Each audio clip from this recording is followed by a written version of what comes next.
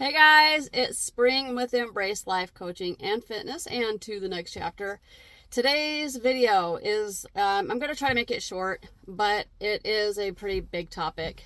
It is based off of a question that was asked: how do we break trauma bonds? So let's first start off with identifying what a trauma bond is. A trauma bond is a strong connection between two individuals, an abuser and the person who's being abused.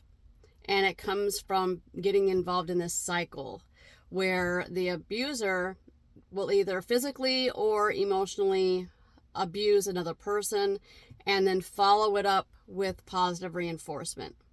And this is the cycle goes on and on and on. So it's abuse, sometimes pretty heavy abuse, followed by some sort of "I love you, I cherish you, you're amazing, you're wonderful, you're marvelous.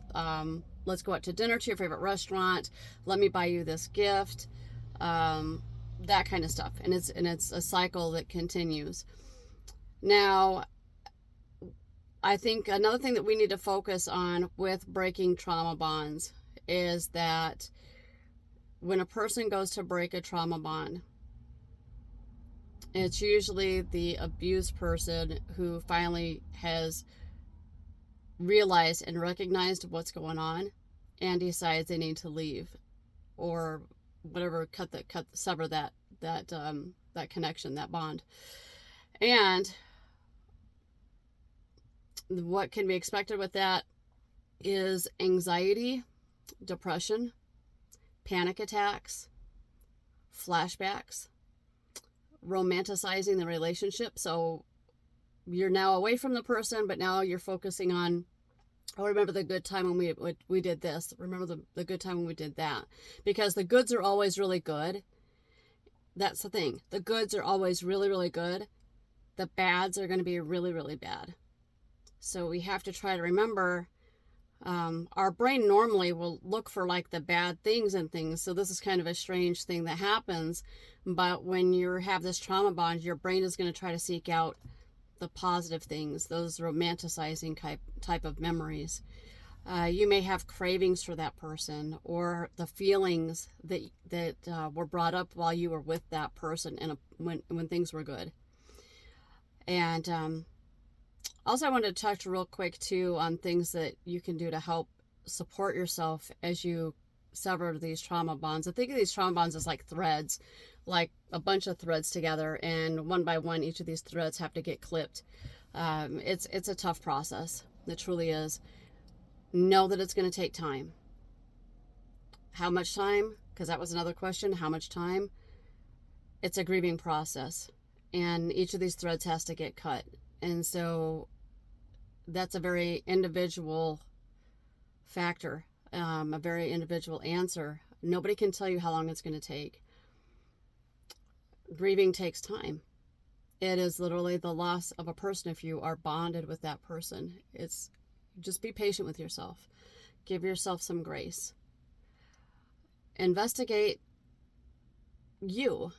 Investigate yourself. Find out what it is that brings you happiness, that brings you joy and excitement and aliveness, and do more of those things.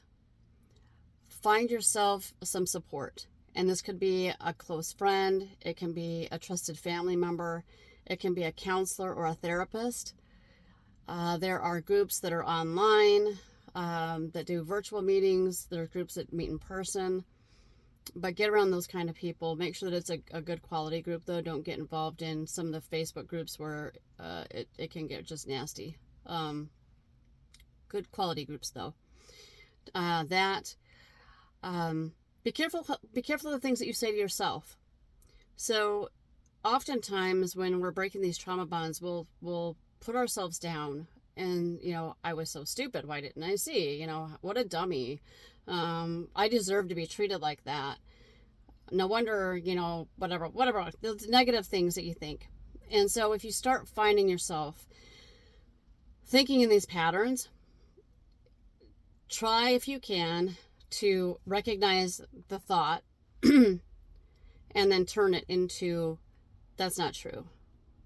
That's not true." Because you are deserving of a healthy relationship, a loving, mutual, respectful relationship where you're treated with love and kindness, and know that that's true, that you are worthy of that, and that you are very much deserving of that, that you did not deserve to be treated the way that you had been if you're a person who's in one of these trauma bonds.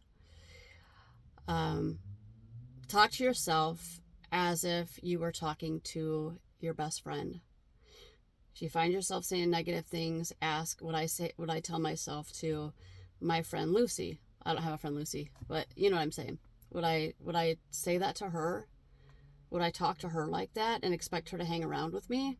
No. How would I talk to Lucy? With kindness, with grace, with love. And that's how you need to talk to yourself. And then last thing I would say is that might be really helpful is to just really dive into personal development. Look into, I don't make money from Growth Day, but growthday.com is an app. It's Brendon Burchard's, his app. Ed Milet's there.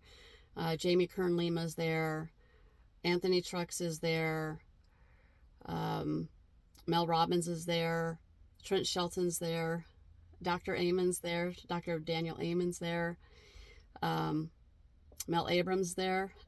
I mean, I don't know if you know any of these people, but they're all just amazing people. Natalie Ellis from Boss Babes is there. Anyway, go there, growthday.com, and really dive into personal development, and work on your mindset, work on your self-esteem, self-confidence, work on your own inner happiness. Okay. I hope that this has really helped. I really do. Trauma bonds are nasty. They're so nasty. But anyway, that's it for today. That's my message. All right. Take care of yourself, guys. Take care of each other. I love you. Bye.